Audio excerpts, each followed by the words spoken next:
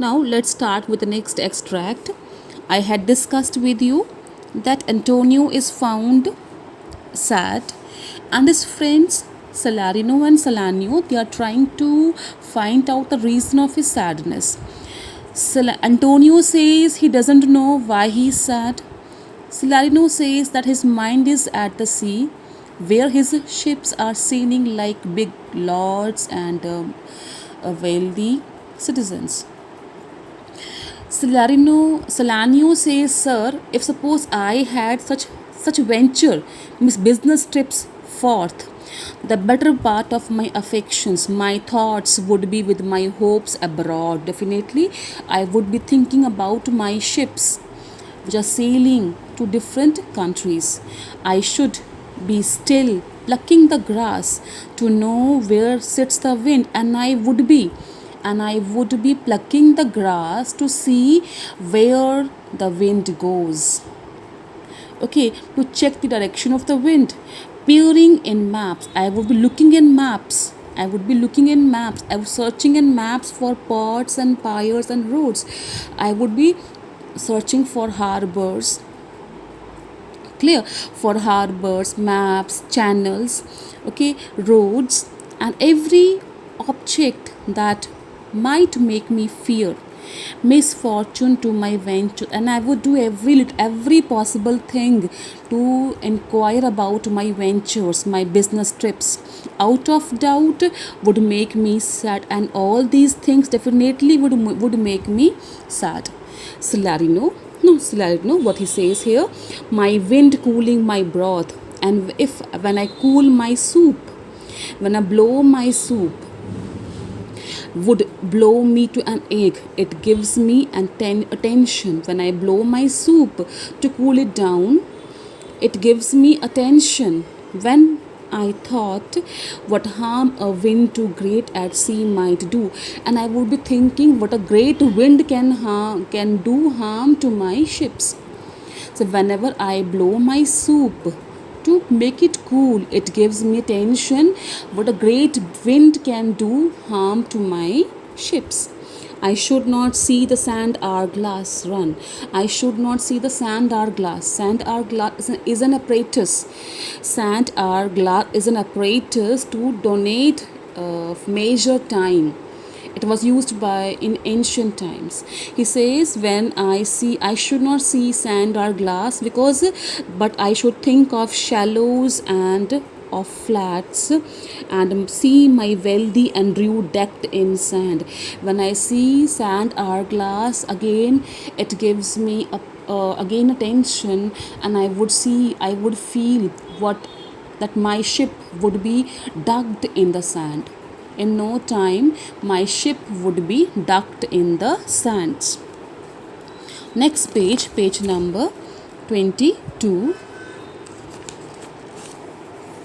Veiling her high top lower than her ribs, means when he sees sand hourglass, he feels his ships are dug in sand, and her high tops are dug than her ribs. Okay, veiling her high top lower than her ribs to kiss her burial, and he feels that his ship is dug in the sand. Her high top is above the sand, and the rest part of the ship is dug in the sand. Should I go to church and see the holy edifice of stone? Whenever he goes to church and see the holy stone, and not bethink me straight of dangerous rocks, which touching but my gentle vessel side. He said, whenever I go to church and bow in front of the holy stone, it reminds me of the dangerous rocks, which can hit my ship, and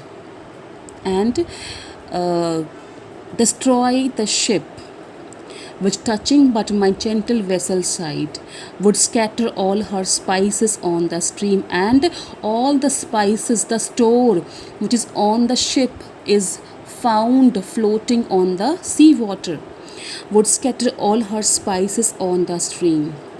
and robe the roaring water with my silks.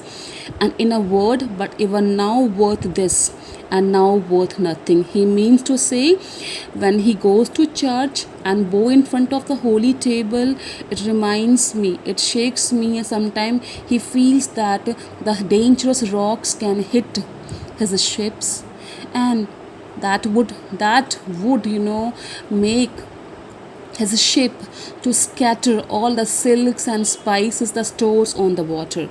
So at one time he has many things, at the another moment he has nothing.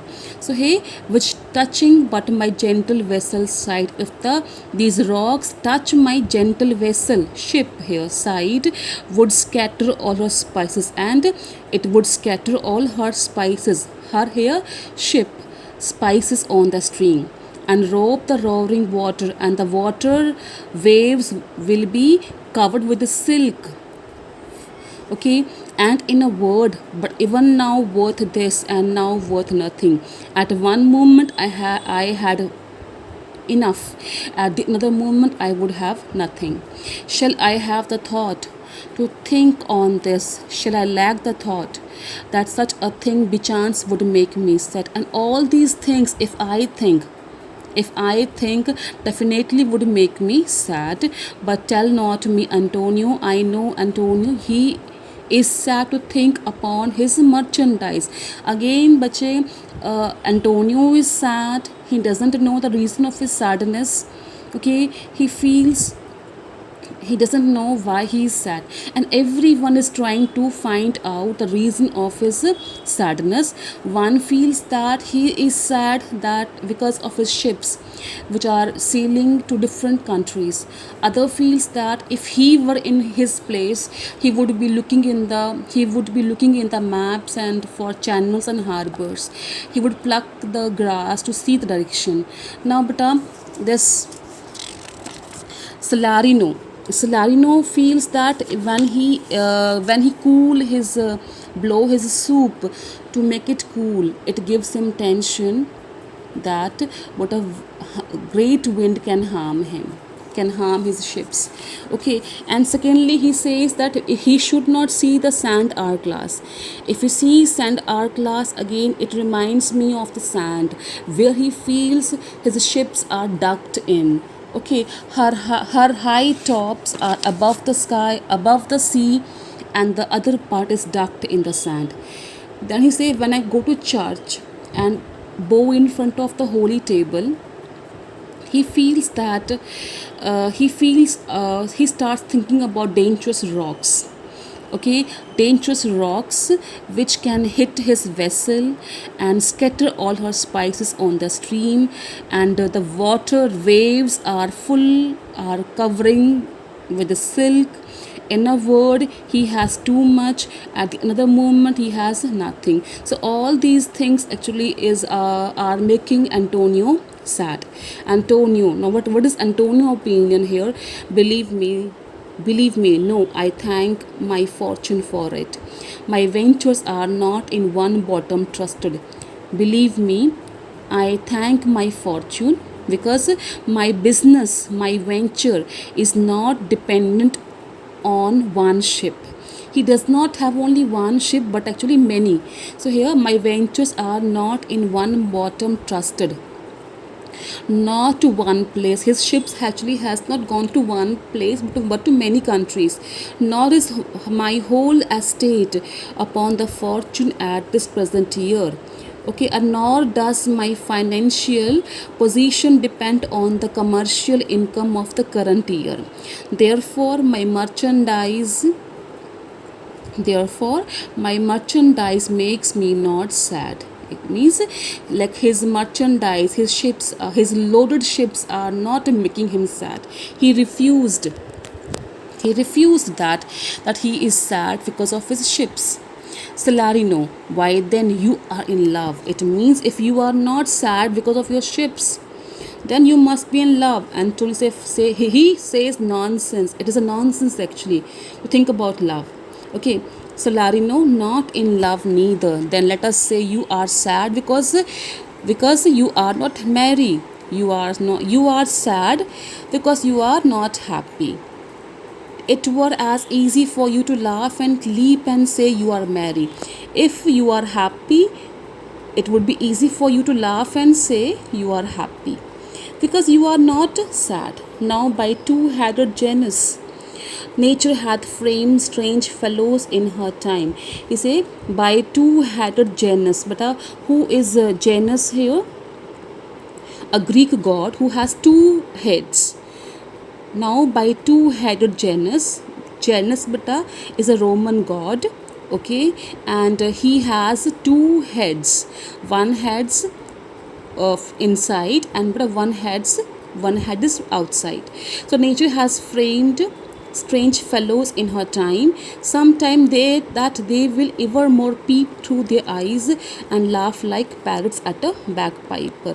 He says nature has framed different strange people. Some people do not laugh, and some they keep laughing when they hear the shrill notes of the bagpiper. Clear? Then and laugh like parrots at a bagpiper, and others of such vinegar aspect that they will never show their teeth in a way of smiles, and some are of such vinegar aspect they will never smile. Even the grave nester, even the grave nester says the joke was really laughable. Now, but here, who is Nestor? Nestor is an old and wise Greek general who fought in the Trojan War, and when he laughs, means the joke must be laughable.